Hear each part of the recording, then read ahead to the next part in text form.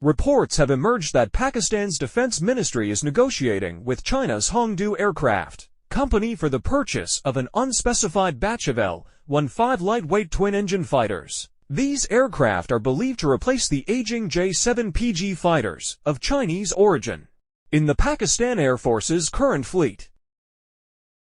Interestingly, this news comes as a surprise since Pakistan has already initiated the procurement of two different Chinese lightweight fighter classes recently. These include the super-light J-F-17 Block 3 and the somewhat larger, yet still lightweight J-10C. Both these aircraft classes fall into the 4+ generation category, with their incorporation of avionics, sensors, and weaponry at par with 5th generation standards. Though similar in weight to the J-F-17, the L-15 may be an optimal choice for Pakistan's needs due to its distinctive features, despite the increased costs of diversifying the fleet. Initially designed with the primary objective of serving as a trainer, the base models of the L-15 are more affordable than the J-F-17 Block 3 variants. Notably, the L-15 possesses a twin-engine configuration, which is deemed crucial for close air support aircraft. This is because it offers engine redundancy, ensuring the aircraft can safely return to base if one engine is taken out by surface-to-air threats. The L-15s do not possess active electronically scanned or AESA radars, akin to the advanced J-F-17 and J-10 models that Pakistan utilizes, which substantially cut costs. Nevertheless, by employing passive electronically scanned or APESA radars versus older mechanically scanned radars, they still secure a considerable edge in situational awareness over every other fighter category. In Pakistani service, this includes the aging F-16s that were provided by America.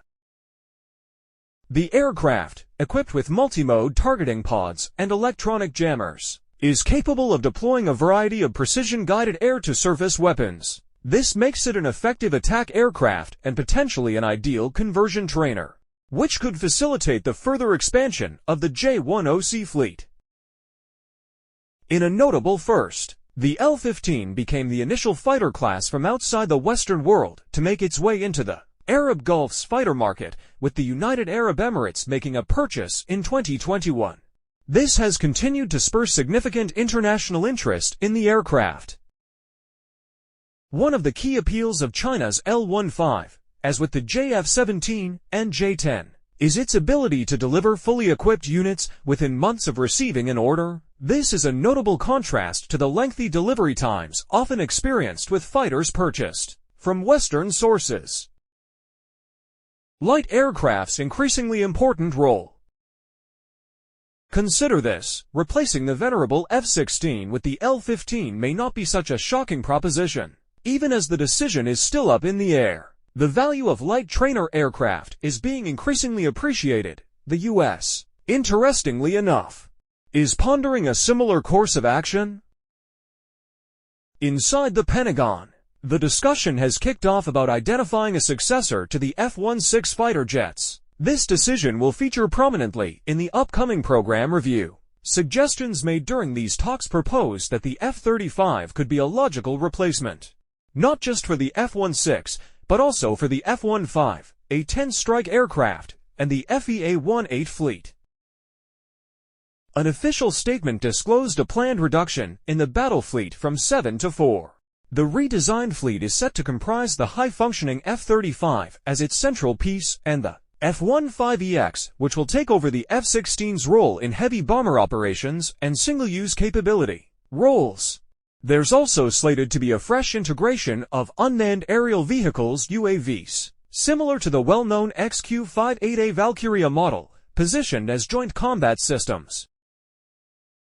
The replacement for the F-16, a workhorse and cost-effective fighter, is slated to be ready within 4 to 5 years. Several alternatives are under consideration, like an upgraded version of the F-16 itself, or an F-7 light aircraft, a derivative of the T-7 Red Hawk trainer. Though the F-35 is primed to replace a good number of them, an official underscored the need for a cost-effective operational model akin to the T-7 Red Hawk. The F-22, with its steep per-flight cost of $75,000, stands in stark contrast to the preferred fiscal model, raising questions about its future within the envisioned 2040 framework.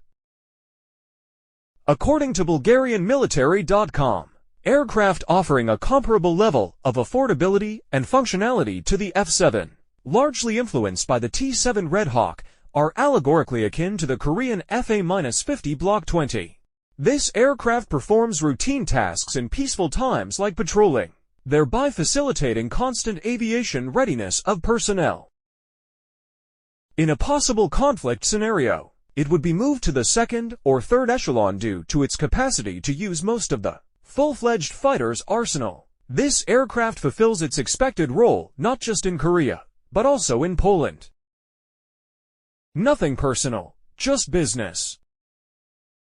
You may wonder why Pakistan has not upgraded its existing F-16 fleet. Realize that over the past several decades, both the political landscape and the aviation industry have undergone significant transformations.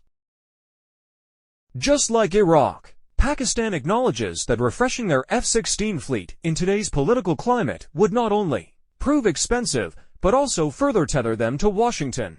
New contenders like China, Turkey, South Korea, and India have entered the fray, producing efficient combat aircraft across various categories.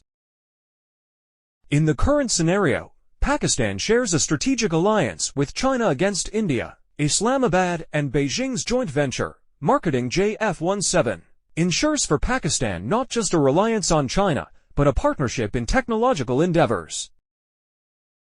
If the Chinese-developed L-15 supplants the American F-16 in Pakistan, it would signify a monumental shift for the second time. The first instance being when Iraq opted for the Sino-Pakistani JF-17s instead of American aircraft, undoubtedly. This highlights the evolution of the global aviation industry, political dynamics, and the fluctuating international environment.